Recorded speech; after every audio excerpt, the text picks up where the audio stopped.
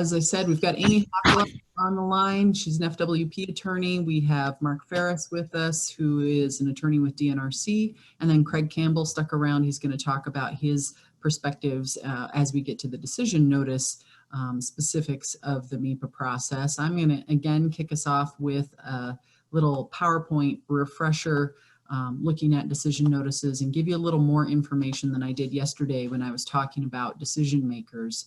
So decision notices are an important part of MEPA. It's a technical function, something you have to do.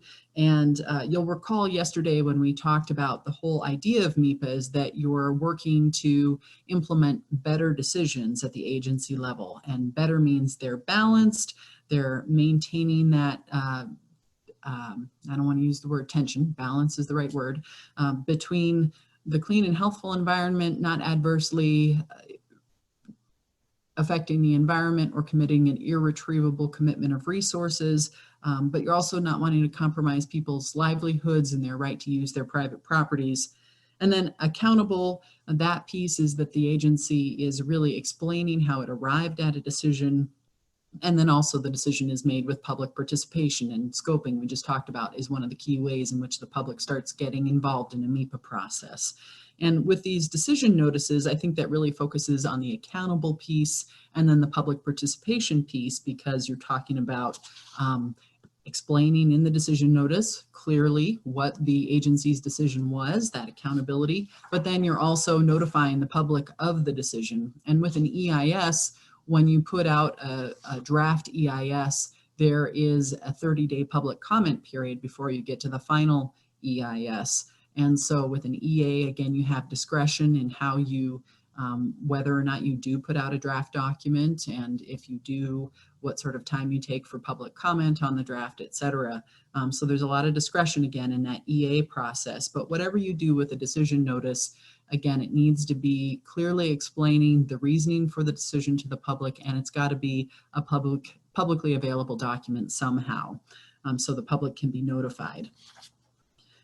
The MEPA model rules require a record of decision known as a ROD for an EIS, and it can be incorporated into any other documentation you have prepared already as part of the MEPA process, but it's supposed to be a concise public notice announcing the decision, explaining the reasons for the decision, and then any special conditions around the decision or the implementation of it.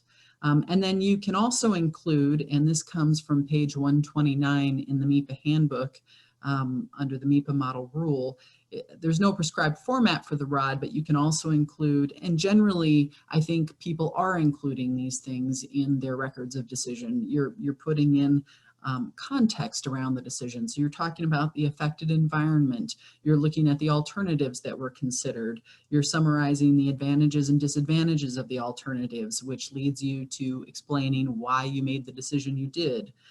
You're also perhaps discussing short and long-term effects, policy considerations that were balanced and considered, and then whether there was any mitigation or all practical means were taken to avoid or minimize any harm to the environment. So take a look at that summary there on page 129 in the MEPA handbook if you're looking at what can and should be included in a record of decision. Now, a ROD is not required for an EA, but again, you do have to do some sort of decision notice, some sort of documentation, and you do have to at least make a finding that there was no significant impact found in the EA process. And often, for instance, at the bottom of a checklist EA, this is simply going to be a short statement that says there was no finding of significant impact along with a signature and a date, and you call it good. It's just a couple of sentences. At the Fed level, they call this a FONSI.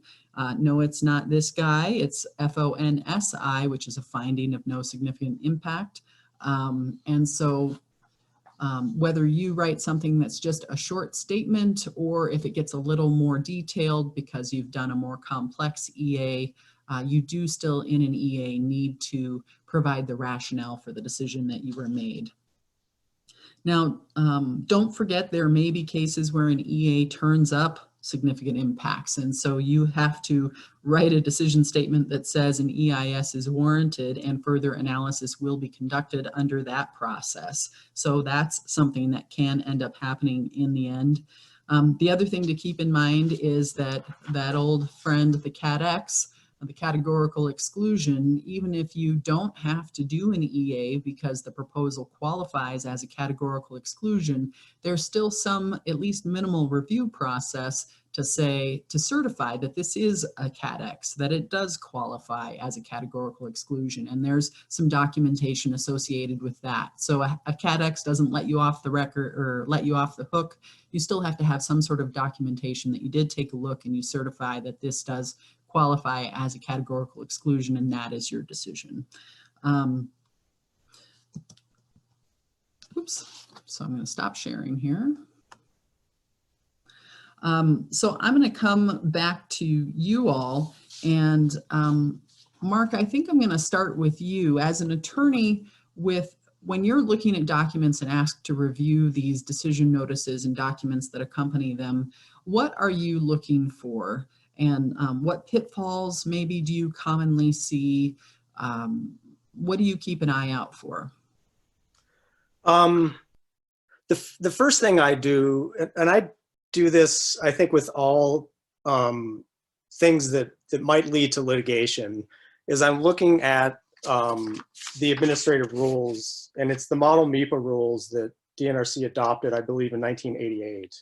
So depending on whether it's an EA or an EIS, I'll look at different rules. And since EISs are more rare, it's typically looking at the administrative rule is 36.2.526. And Hope, I think, as you had mentioned, there's a fair amount of discretion there, but it does require, and kind of the very end of that rule, that the agency shall consider the substantive comments received in response to an EA and proceed in accordance with one of the following steps as appropriate.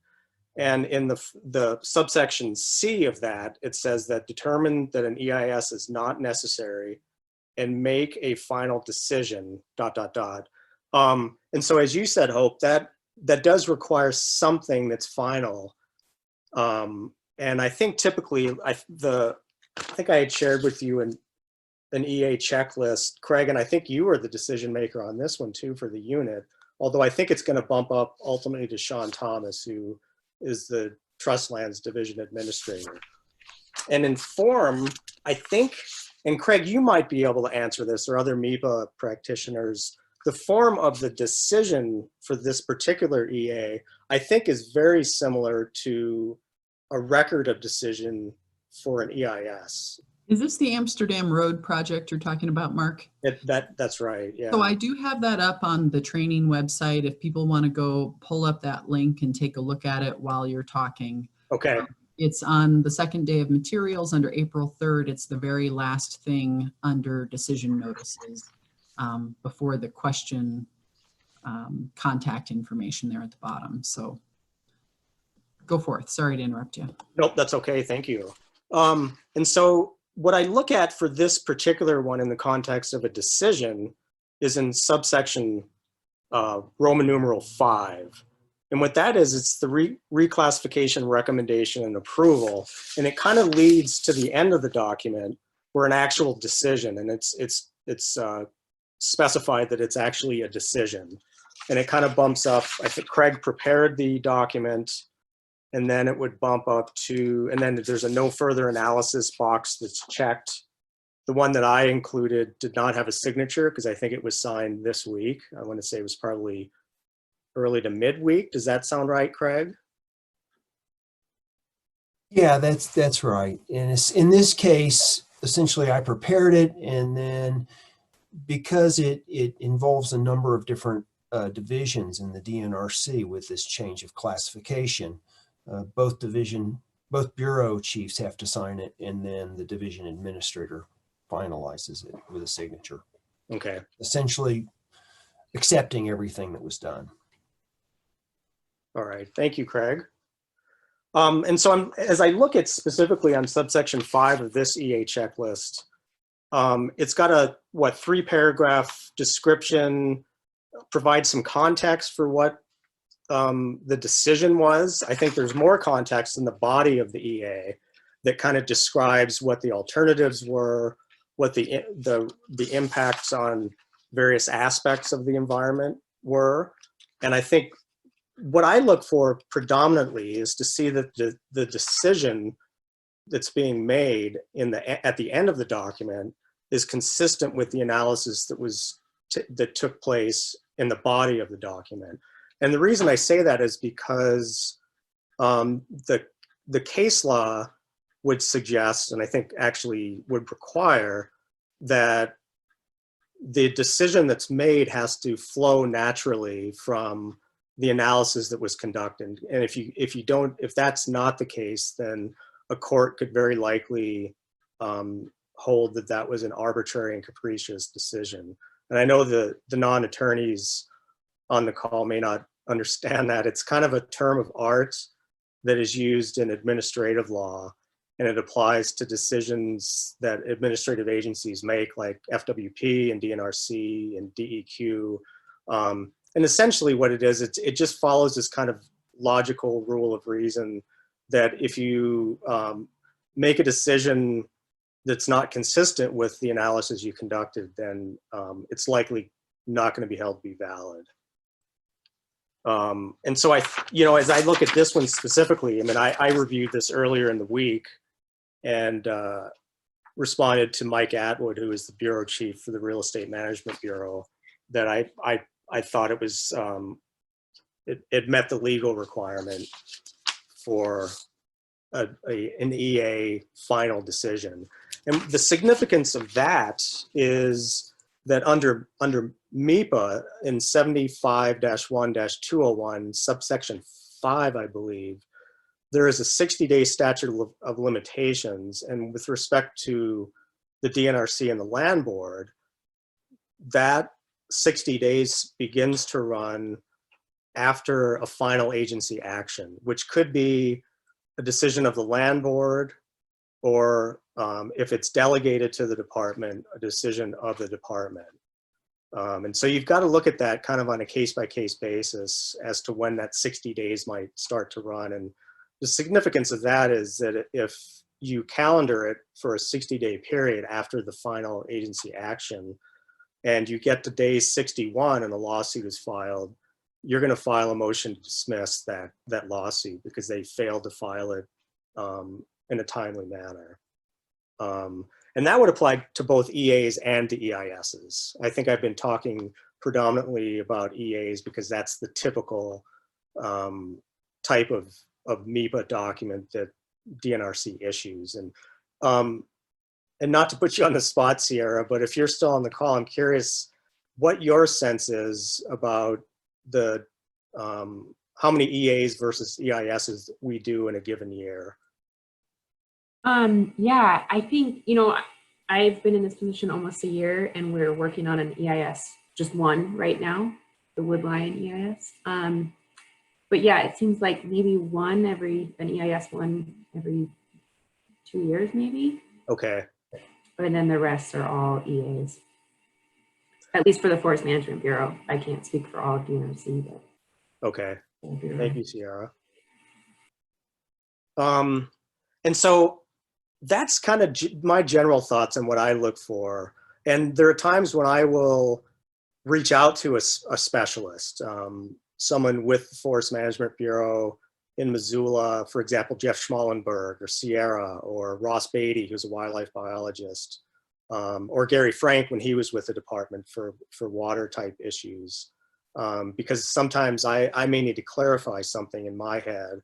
Maybe there's a technical term that I don't understand, and that could be an issue with respect to kind of having a simple description of the project for the public, because I think that's a significant component, is when you're issuing these final decisions, you want to make sure that the public understands it, because it could lead to a situation where you've got to rescope it or something. I think that's a kind of a rare occurrence, but that's a possibility. So I will cede over to either Amy or Craig. Well, I'm going to pivot to Amy here because something Mark said made me think of the remark Amy made when we were discussing this earlier this week, the structure of this discussion. So Mark was talking about, the analysis leading to the decision so that a judge wouldn't view it as being arbitrary or capricious in the decision. And Amy, you used the phrase leaving room for decision making. And so talk about that because I think they're related. Yeah, I agree they are too. And I think depending on your analysis, you could have multiple decisions that could be supported. And that kind of ties into what Mark's saying about arbitrary and capricious. The analysis does have to flow, but that doesn't mean you can only do one thing necessarily. And so something that we have come up a lot in our agency is we have our department and the decision makers there. And then we have the Fish and Wildlife Commission, and we have the Parks Board. And as legal, we advise all of them. And, there may be a preferred alternative expressed. And as you all know, that's fine. But our decisions frequently do change based on public perception during the analysis. And a preferred alternative by the department may be different than one of the commission. And so really who has that decision-making authority matters quite a bit. And we've found that leaving that space and making sure that we analyze the different ways that we might want to go on any given project can allow for a change in decision. And we've actually had that come up in litigation where we've done decision notices. Later on, we've decided that we wanted to do something different. And as long as it's not arbitrary and capricious, and as long as that decision flows from that analysis, it's okay to change your decision later as long as those impacts were considered. We had bison litigation several years ago in which that was an issue that came up. And then I think it's also important to look as decision makers about how much can change before you haven't properly considered something. And an example I think that we have come up a lot is we permit commercial facilities, commercial wildlife facilities. And so I know everybody's been watching their Tiger King and we permit as an agency roadside menageries, zoos, fur farms, all sorts of different things. And we have to do MEPA analysis for those. And something that could be a really stark contrast and example is somebody that starts with acre property and 3 raccoons, a fox, a couple wolves, a black bear. And then suddenly a few years later, they've got African lions. They're a 10-acre facility. They've got brown bears. They've got all this other stuff going on. And it's probably pretty unlikely that we considered the impacts of that in the first analysis. So when they come to us and they say, hey, can we have another animal? That's something that I would advise we need to go back and reference those previous MEPA documents and see what we did in fact consider, and do we need to revisit those things? And that the example I gave is not a real one, but it's also an easy one to tell where that difference might lie. And it's kind of like a frog in a boiling water, where with some of these, okay, he added 1 cat, you added additional property, you're doing things slightly differently. And you really have to go back to that MEPA analysis and to the decision notice and see if that's something that was allowed for, or if we need to do something differently. So yeah, I think both of those examples are things where I've seen a need to try to leave room for whatever decision we might need to come to. Do you have an example of a situation that it was just clearly you couldn't do what you wanted to do because it was so tight? You know, one doesn't come to mind right now. I know that those facilities are things that we're always having to look at. They get re-permitted annually, and that's actually kind of a helpful check-in because we can see where we are. But it's also something that you're probably not going to want to put a business through additional MEPA analysis every year because there's the time and the cost associated with that. So I think balancing those things is important for us as an agency. Yeah, we bring up balance again. That's great. So Craig, turning to you, and in the scoping process, we talked about the Limestone West situation, and you got a little bit into the decisions there. But generally, as a decision maker, when it gets to you, a document gets to you, what are you looking for as you review an analysis and think about the decision that's at hand, whether it's a decision being made by you or someone above you? Okay. As a decision maker, actually, I think I'm actually involved with the ID team early. And I don't think that's always understood. I'm not doing the analysis, but I am looking at what they're doing and ensuring that the level of analysis they're doing is going to meet my needs in the end as a decision maker, including the level of scoping. And as I stay involved in it, as they start looking at different issues, comments and things from the public that come in, and how those are sorted, how they are classified, and then once classified, what is the how they have considered those as part of the analysis. As decision maker, one of the things that I do regularly is read through all of the comments, and I do that to get a feel for them, and then I actually start looking at that and looking through our analysis and ensure that those comments were addressed or in some way covered, and that we didn't miss something or not do an analysis that we should have done based on comments that were there. And then also make sure that as we're doing it, either in the decision or in some place in the document, we need to be able to talk about why we chose what we chose. In cases such as in the Limestone West, I put out we used a decision matrix to kind of look at the alternatives. We had multiple alternatives in that one. Two of the alternatives. Just say that decision matrix is posted on the training materials if folks want to take a look at it while you're talking. It's again under the decision notice section there. Yeah, we actually had 3 alternatives, not including the no action alternative. 2 of the alternatives were what we'll call types of action alternatives. They were different levels of a timber sale.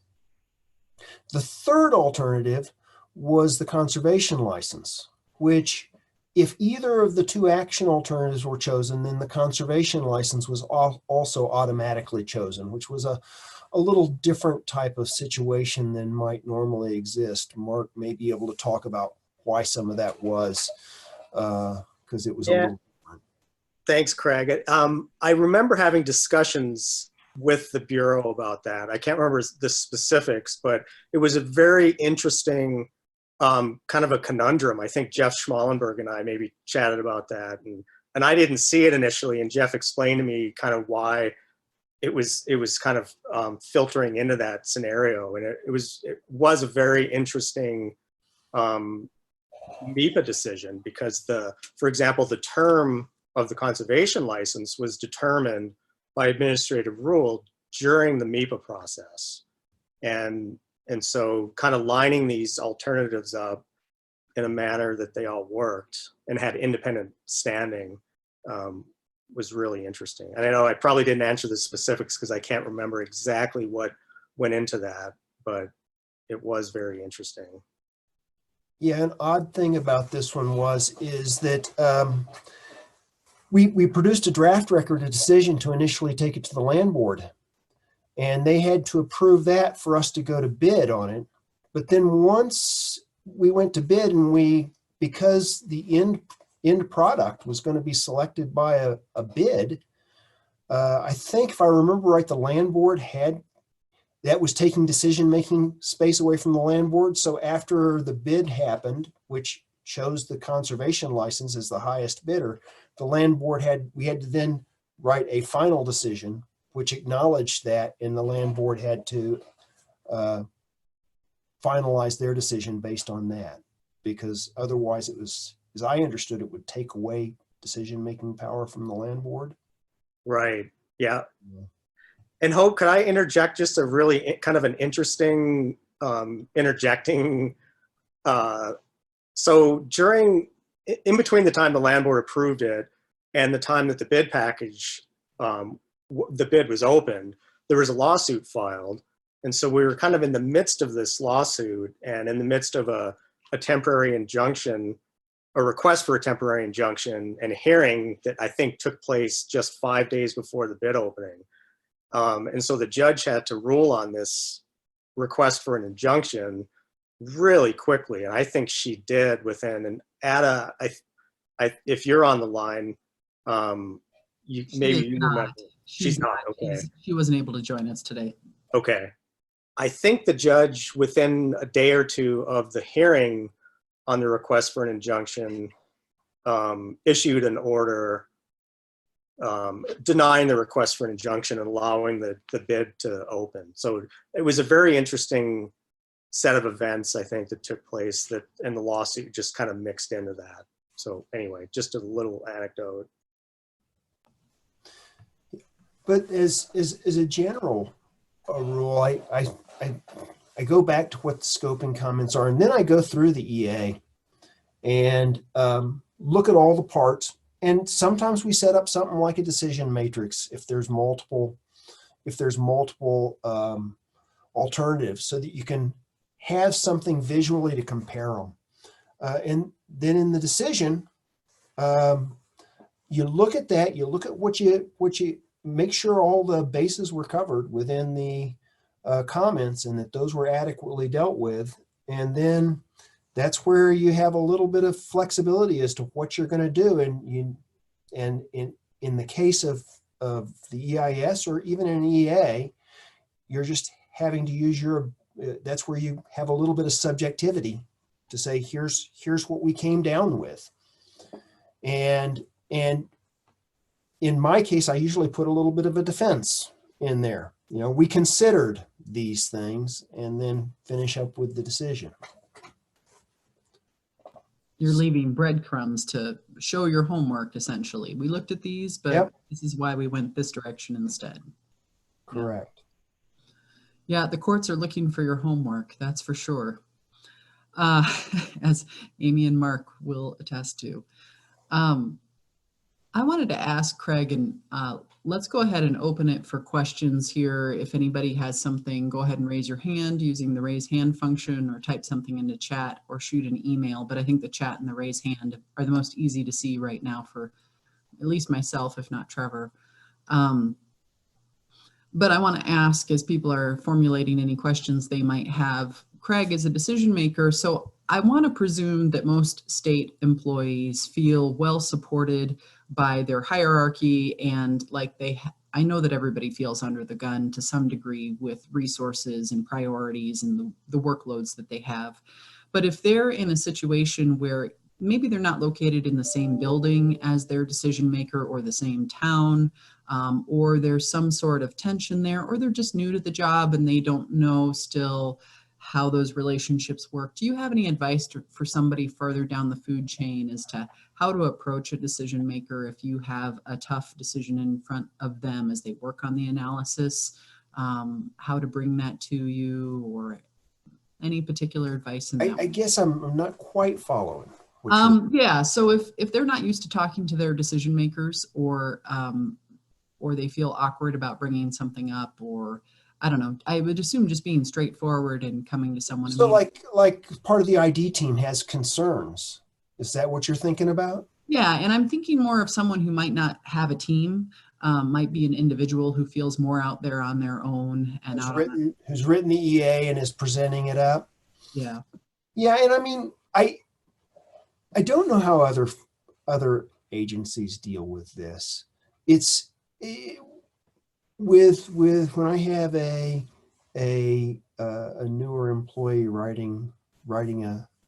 doing an analysis and putting it up, I'm probably one of the things I'm probably not going to do is go down through there and say, check the box at the bottom saying needs more work and then publish it. I'm probably going to go visit with them and say, I'm concerned about these areas. What are you doing to support this?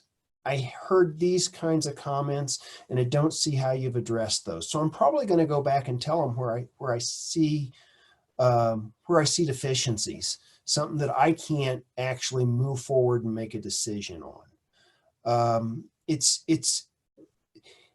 I'm not going to go back and do the analysis for them, but I am going to go and interface. And even with a team, I'm regularly going to be involved in listening to what that team's doing to ensure that it's something that I can look at and we can make it efficient and get our job done in the end.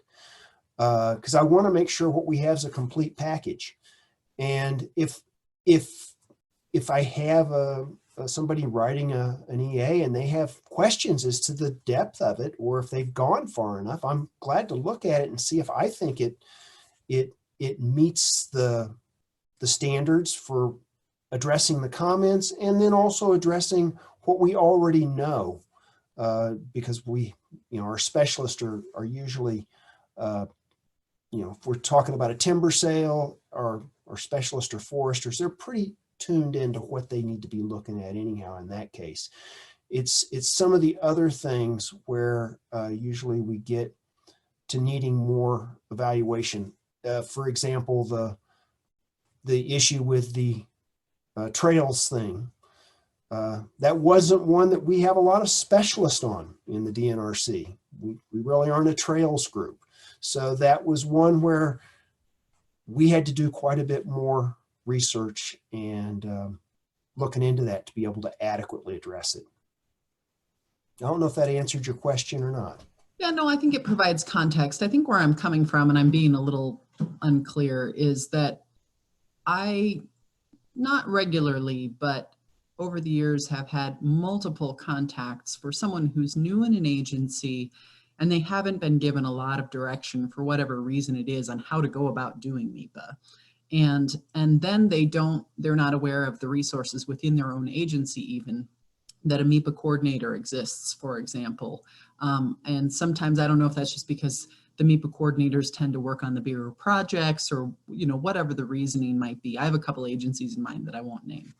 And so I think I would hope, but I think these folks are often people who are earlier in their career, and so maybe they don't feel empowered to go seek out these processes or approach decision makers and say, hey, you guys haven't told me what the heck I'm supposed to be doing really. Like, I don't have a good enough explanation of this. Do you have any words of wisdom for those people? That's a good point. Actually, and even in the trust land section of the DNRC, we have a MEPA coordinator for the Forest Management Bureau. We don't have one for our Real Estate Bureau or for our Ag and Grazing Bureau. And while the MEPA coordinator for the Forest Management Bureau will help those folks, they aren't probably as tuned into the fact that exists if you're an Ag and Grazing person. So in that case, a lot of your help and your direction is probably going to be from your decision maker that you're actually you're working for, or some of your peers. Because I would say that it's unfortunate that we don't have that resource for everybody, but we don't. No, I think I just wanted to throw that out there, and if anyone feels like that within the group, just let them know that they're not alone, and that they can reach out to me or maybe one of you guys, that they've put a face to the name now, and perhaps ask for some additional resources or just discussion about. I know that some of the discussions I've had with staff, especially that are fairly new to MEPA, they've gone through a class and they said, oh, well, we've got to do this, and then we just give it to the decision maker. And it's like, there really is, the decision maker has a part, and they can actually, they don't have to completely ignore the project. So we are part of it. We just aren't doing the analysis. Yeah. We actually have a question from Sarah Smith. Is there a list of contacts for all the MEPA coordinators that work for the state? And if not, is that something we can create so people, if they need guidance, know whom they can contact? You know what, Sarah? I don't have a list like that. Sierra or Linnea or Amy or Mark, are you guys aware of anything like that? Because that could be a really great resource. And it could be something that if it doesn't exist out there, that our office could put together potentially and field out to people. I've never seen one, but I think it would be great to have one if it doesn't exist. I think it would be a vital tool. Yeah, I agree. I would benefit from that kind of a list as well. That's my homework, is putting together a list. And I think to some degree, those lists exist within the scoping, the interagency scoping contacts that people have. And so it may be just a matter of compiling them. But that's a good suggestion, Sarah. And could I add something quickly, Hope? Yeah. So for the DNRC folks on the call, I can say that, and I say this because I know Sierra probably takes a lot of calls. Maybe they're outside of the Forest Management Bureau, but Dana Jackson, who's chief counsel for DNRC, has designated me as the legal MEPA person. And so I think to the extent that your question, Hope, about, kind of feeling like you're maybe in the weeds and not feeling supported, for any of you who have questions, feel free to call me and we can figure out an answer to the questions you might have. Because I think some of the practical sides of drafting a MEPA document might differ from the legal issues that surround it. But like I said, I think we can still find an answer to your questions. I appreciate you offering that up. Amy, any suggestions for folks in your agency or Linnea?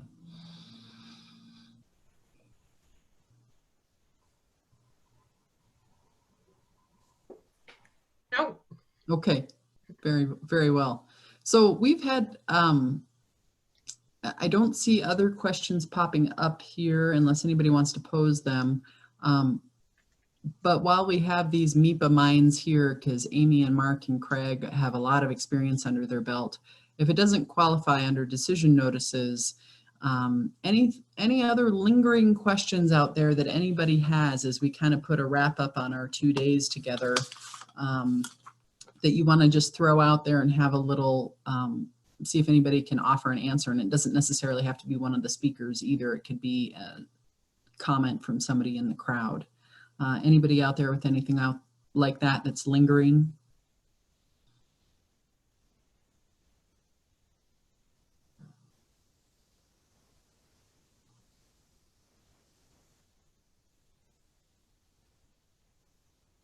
Well, should you end up with any questions, feel free to contact me and I can help get you routed to the right person, or contact one of the people from your agency that you've seen involved with this training. Last thoughts, Amy, Mark, or Craig? I thought I would mention, so there's, and this is has nothing to do with decision notices, but there's a big MEPA case that has just gone up to the Montana Supreme Court out of Livingston. And I think if the Supreme Court affirms what Judge Gilbert did, it could be the biggest MEPA decision that we've ever seen. I don't know, Cadillac was a big MEPA decision. There have been some other ones, but this is a big one in that the district court said that the legislature violated the Constitution by not keeping what's called the vacatur remedy under MEPA. And that was done in 2011. And so, and you kind of say, as a lawyer, you kind of say, well, district courts typically are not overruled unless they've done something clearly that's kind of outside the bounds of what the law would allow. So I just thought I'd point that out, that's a big MEPA, potentially a big MEPA decision coming up. Can you tell us a little bit about what it is? I mean, what it's going to affect? It was a mining application, and I'm drawing a blank on the actual mine permit, but it was DEQ was involved, and the Attorney General's office was involved. Earth Justice, I think, represented the plaintiffs in that. But all I know is now it is, I can't remember if it's fully briefed in front of the Supreme Court or if they're in the process of briefing it. But it was a mine. Yeah, but what would be the results of their decision?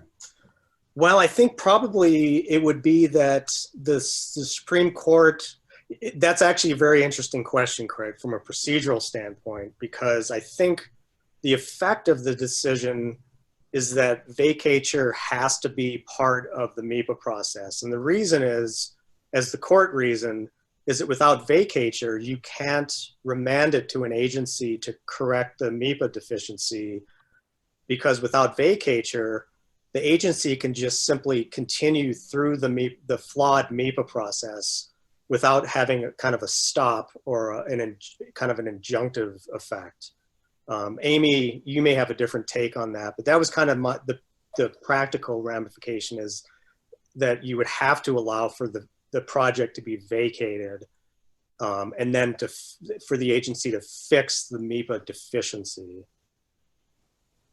Yeah, that's my take as well. And we have seen a change since MEPA, since the law changed in that regard. We used to see MEPA challenges on almost every piece of litigation we got because there was that injunctive relief involved. And I mean, it comes up now and again, but not the way it used to in our litigation.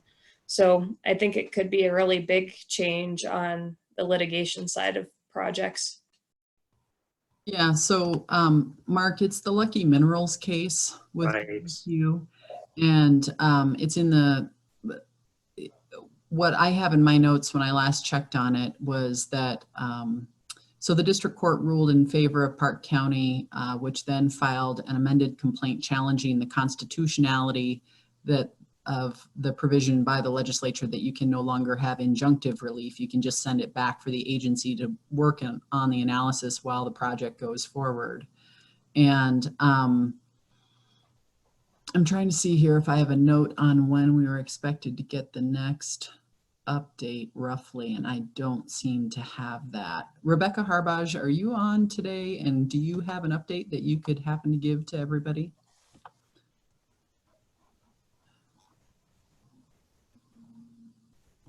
See if I can see if Rebecca's here. It does not look like Rebecca's here at the moment. So anyway, it's really going to be interesting to see that out. And then there's a second case, Mark, which I don't know if you followed, but it's Belk.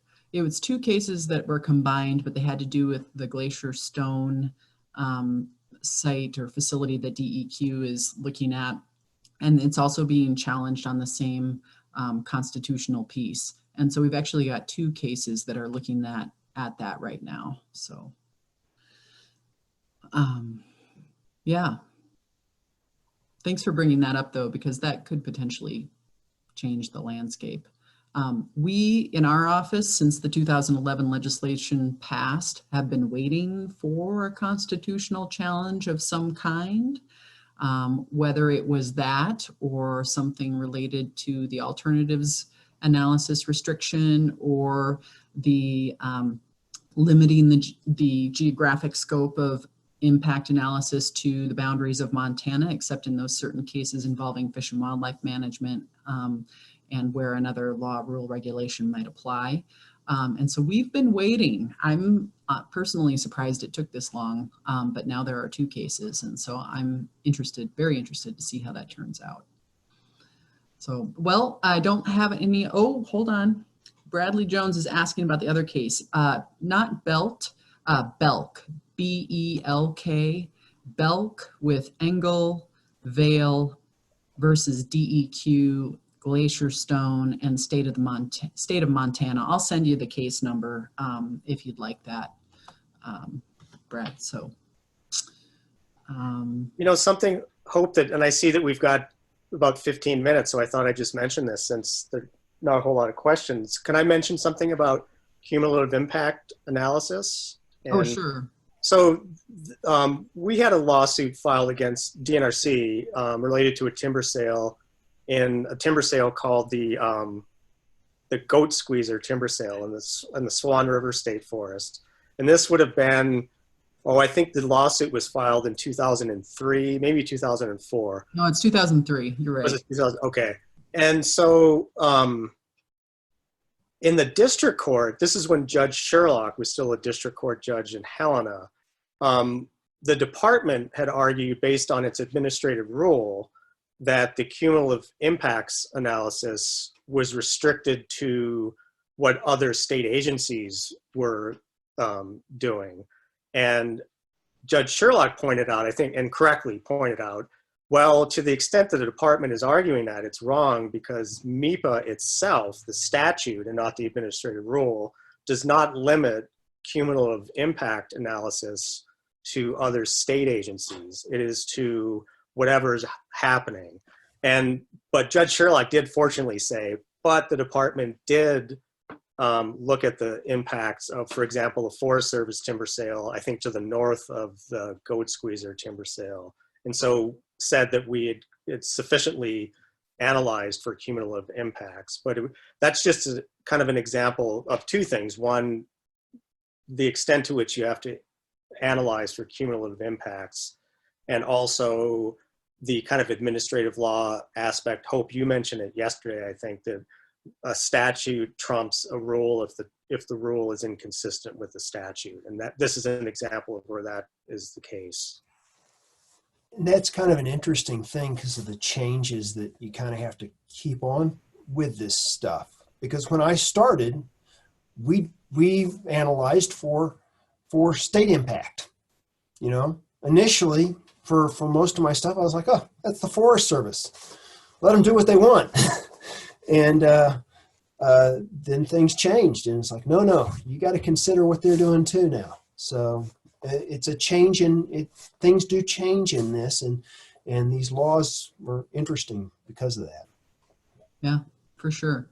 And, you know, our office, as we were updating the MEPA handbook, I want to say it was about 5 years ago, but time's kind of lost to me since I had a baby. I don't remember when things happened. But my coworker, Jason Moore, and I went through all of the MEPA litigation and reviewed the conclusions in every case and built a spreadsheet for ourselves to track things. And what we found was that, Mark, as you said, the standard is, did the agency act arbitrarily or capriciously in making its decision? And what we found is that as long as the agency showed its homework and explained the rationale for making the decision and showed its evidence for how it arrived at its conclusion, the courts, even if they didn't have all of the information maybe that the plaintiffs were requesting, were willing to give a lot of deference to the agencies and side with them if they felt the agencies had showed their homework and explained their rationale. And so maybe that's just a final important wrap up to make in terms of the importance of showing your homework, is if you do, the courts, even if everything's not quite in order, often tend to show deference to you because you are the experts in the situation. Would you agree with that statement, Mark? I see you shaking your head. So I do, yeah. And I was just thinking of, I dug this case up this morning, the North Fork Protective Association. It was actually a lawsuit against what was then Department of State Lands and is now DNRC, related to that very point. And that's, I think, almost word for word what the court said, with one dissenting justice. But yeah, I agree with you. So we do have one question. Michelle Anderson is asking, how are decision makers designated in different agencies and for different projects? I would think it says or for different projects. I think it would be both. Sometimes the decision maker is at a bureau level or a section level, depending on the complexity of the project. And then it ranges all the way up to the director of the agency for more complex things. But does anybody want to speak to that generally within your agencies?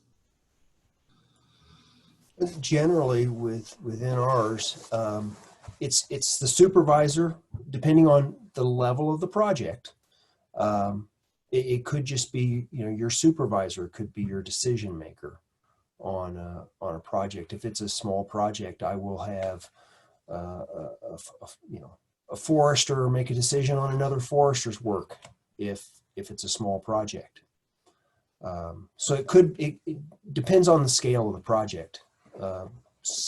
Sometimes we have a project that is such that, like with a land classification change, in the end, it's our division administrator who's going to sign off on it. So I think it's scale based, but you could be a decision maker as just a supervisor.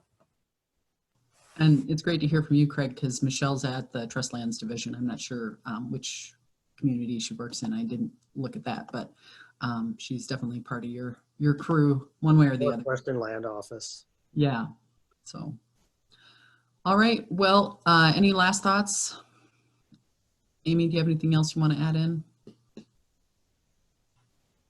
No, I don't. Thanks. Okay.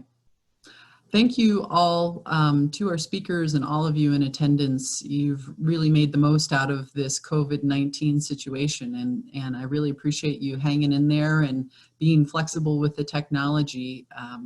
Thanks a lot. You did a really nice job making this work, so I really appreciate your effort. Thank you, and be well. And again, if you have any follow-up questions, don't hesitate to contact me somehow or someone that you've heard from in the last 2 days, and just lean on each other and support each other as we go through these things. So thanks and have a good weekend.